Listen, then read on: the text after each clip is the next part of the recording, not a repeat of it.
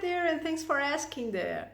So I can feel, your situation is actually quite common, and it can be disheartening when you had a good relationship and then suddenly it no longer happens. And the first thing I want to tell you is that it's not because of you, it's not personal. And this is something that whether you're a stepmom or a mom, it's very important to not take teenagers' actions personally.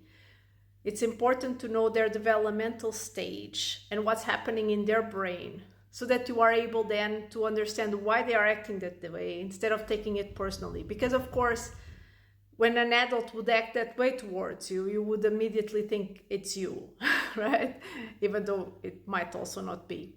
But with a teenager, it definitely isn't you, unless in extreme cases, but especially in your case, when you had already a good relationship with the child, it's really their developmental stage.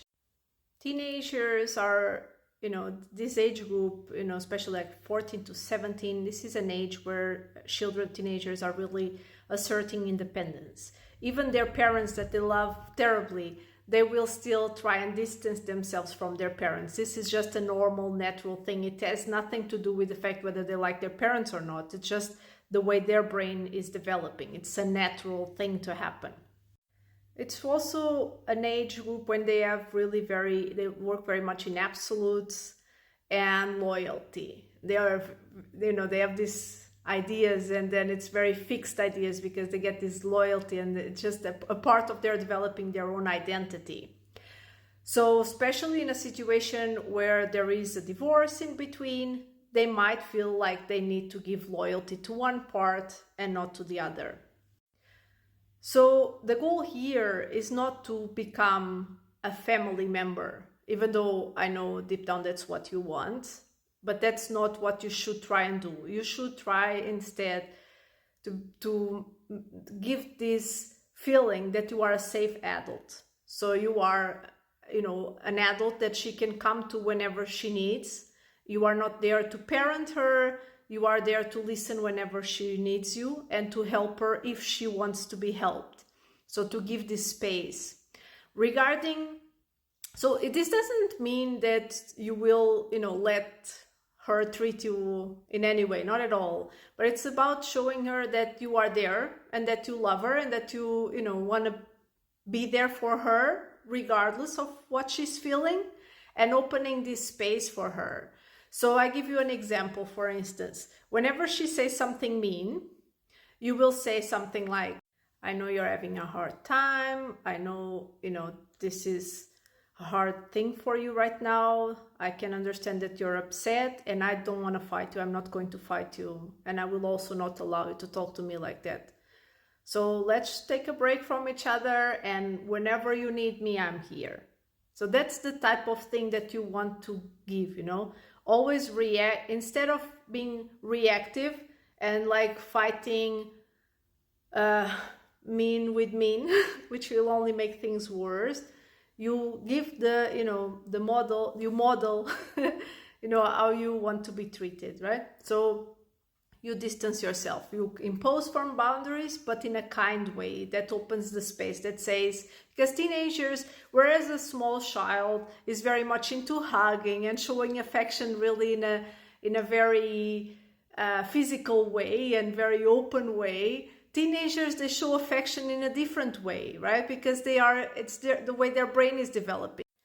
And even though it feels hard for you, and it would for anyone, because of course you love her, you have known her since she was little, you had a great relationship, this mourning of the young child when they become teenagers, this is something not just stepmoms go through, also moms, dads, because it's just their normal developmental stage. So this doesn't mean you're going to take her shit. That's not what it means. You do need to impose firm boundaries, but in a respectful, kind way, where you're opening the space, because one of the things that teenagers need most is this feeling of, regardless of what I do, I have unconditional love. This is just, they are in this age where they are think they want to be independent, but they still need support, but they don't really have the emotional intelligence to recognize it and to ask for support. So when they feel like someone supports them unconditionally, they will come to the person when they need. So that's actually really one of the most important things. And I understand you wanting to kind of have a blend family, right? Where you are just a big happy family.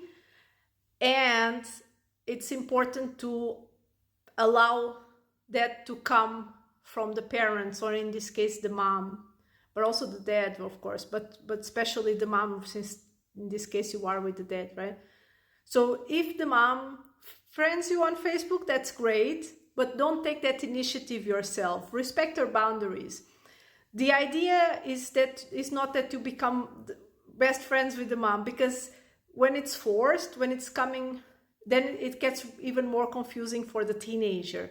So the real goal is to find harmony, to have a really respectful and peaceful relationship where you clearly show the mom that you are not going to overstep your boundaries, that you respect her parenting choices, that you are not interested in parenting at all, that's not your job, that's not what you want to do, that you are just, going to respect her wishes, and that you want to be a safe adult to her child. And that's enough, right? You don't need to be best friends, unless of course she wants to, which is great, but not in a forced way. Should not come from you, right? You should have always, so the idea in regards to the mom and in regards to the daughter is basically always to have a safe, respectful, relationship with them, where you are showing this openness. I'm open to you if you want to, but you don't force it. You just allow it to happen if it's to happen, and if not, you make sure that all interactions are peaceful and that the teenager feels as little conflict as possible, because especially, as I explained, because they are in this age group where loyalty is so important to them. What you don't want to do is make the teenager feel like they are choosing sides, because they are. It's just their age group, it's their developmental stage. It's the way her brain is working right now, as she feels she needs to choose sides. And that's why teenagers are just so amazing political activists, because they are really, they have very strong convictions. So they see everything very black and white usually. And you don't want to make that worse, right? You want to show both the mom and the child that you have this openness, that you are not trying to parent, you are not trying to force blending, you are there if they need you, right? So that's always the vibe you want to give, and trust that if you do this, eventually, when teenage years are over, she will see you as someone she can trust, someone that, a safe adult, someone that she will want to spend time with. And that's, something you probably want. If you have any questions, or if you want my help to help you implement all these, on day-to-day life, let me know.